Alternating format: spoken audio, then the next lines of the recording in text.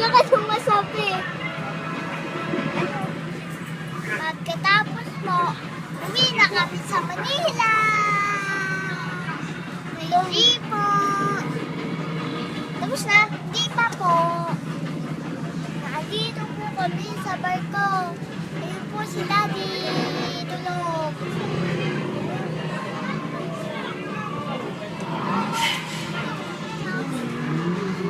Yun po ang nanonood namin TV. Hello po, Nanay. Ako Nanay Pina. I love you, Nanay Pina. I love you, Nanay Pina.